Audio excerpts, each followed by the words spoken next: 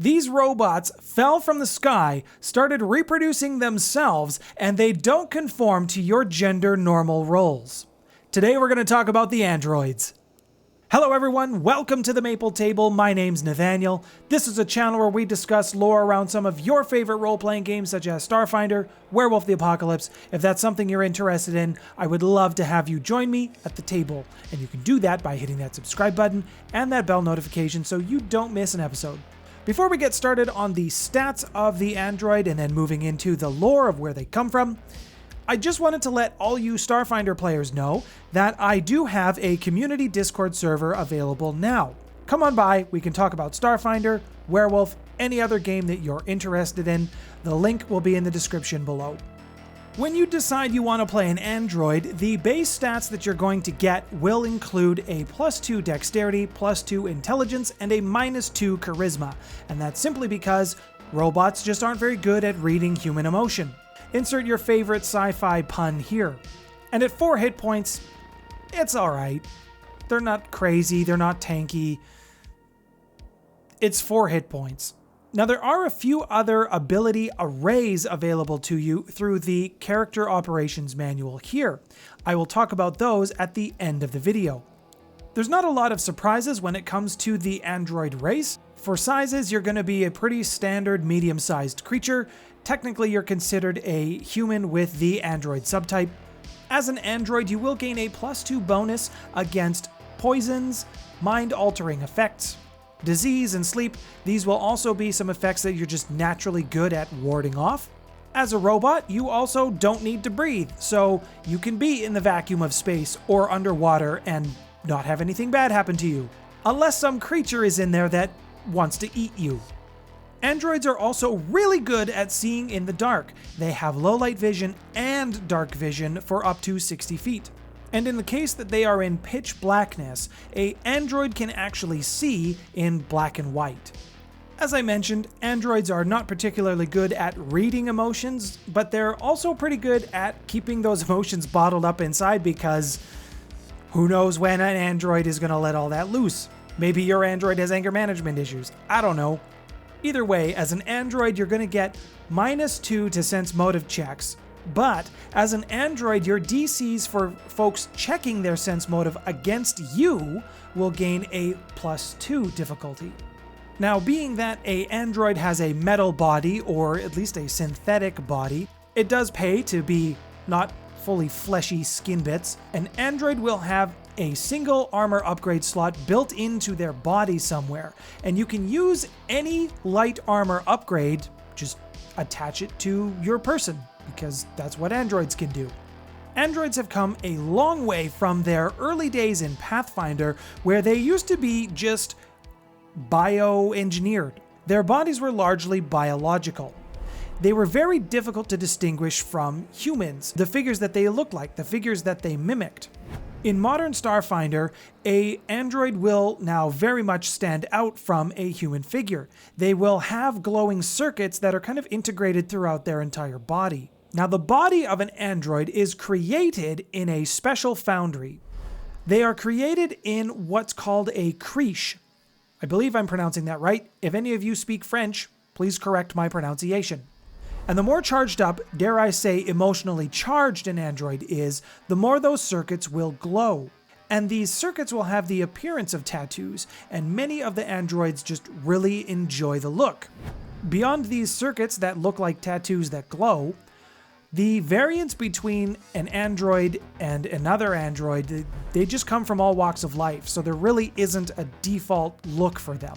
When an android body is created, it's done through a nanite process. The little tiny robots, they just build up the body. But they do it so well that a soul integrates itself into the mechanical body. That's how complex the nervous system is for an android. Androids don't really grow, so when they are born, they basically are fully grown. Not necessarily fully mature, but definitely fully grown. Did you know that it is technically possible for an android to live forever, being that it's a soul that inhabits a body, a biomechanical body? As long as that body is maintained and doesn't get killed, the soul can just stay there forever. Most androids will not do this, as they will generally decide to move on after about a century or so. That's generally about as long as they like to use a body for, and when they decide to release themselves, the soul just kind of lets go and that's it. A new soul can inhabit that body. In terms of the androids, this is viewed more as procreation than suicide. With the varied nature and the walks of life that androids come from, some of them will actually try to integrate into human society and blend in. They don't want to stand out. Other androids will take the opposite approach, and they will try to make themselves as flashy and non-conformative as possible. It is possible to find an android of a non-humanoid race, although that is extremely, extremely rare. If you were going to look at a character like this, talk to your GM. Now, androids, because they do have biomechanical components, they do still need to sleep, they do need to eat. But also as a biomechanical construct, they really don't need to reproduce. They don't reproduce in the same way that any other creature would. And because of this, the android tends to look at gender as more of an option than a clearly defined thing. Some androids will lean very strongly to male, some to female, some will just not care and slip to whatever they want. Some androids go as far as rejecting gender in its entirety as an archaic form that dates back to when the androids had a huge problem with slavery. When it comes to the Pact Worlds, this was only about 150 years ago. See the Android Abolitionist Front video that I've done up here or in the description below. The forges and the technology that create the androids are believed to have started sometime in Galorion well before the gap. This would date it into Pathfinder history. There was an event that happened in ancient Galorion history that was called the Reign of Stars.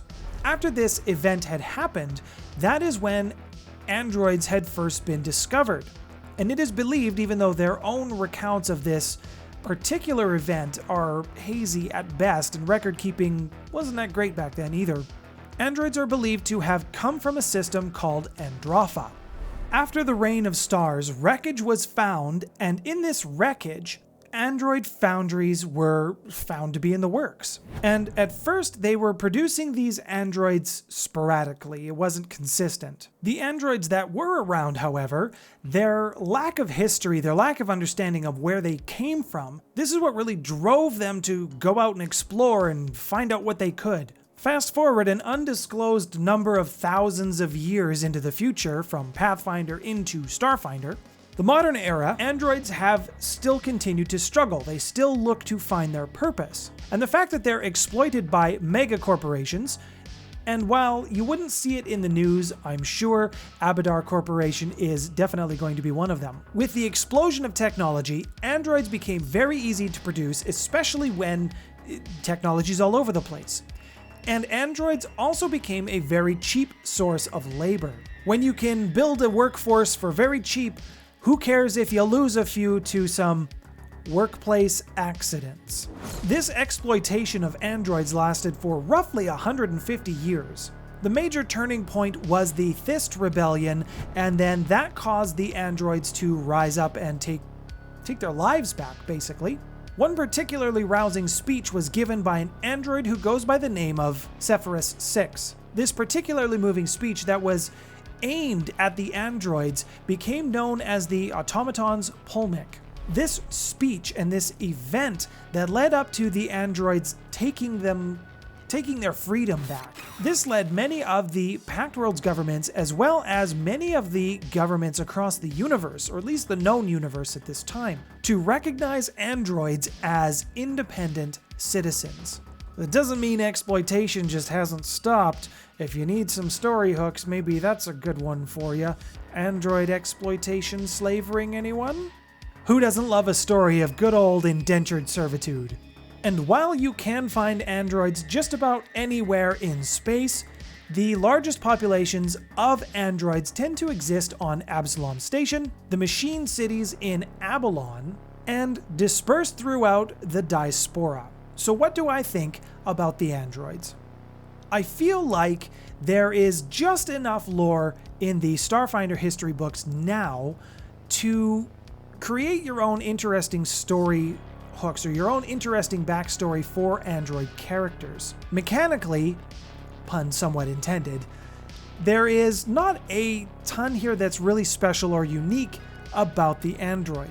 There is a good use case for just about any class you would want to play. And with the character operations manual, as I promised, there are some variations that you can get in your stat blocks to play a different kind of android. You can have an android that was built and serviced to be more of a companion. These androids were geared more towards helping families, so their personality circuits got a bit of a boost. So these androids will actually have a flat +2 charisma bonus.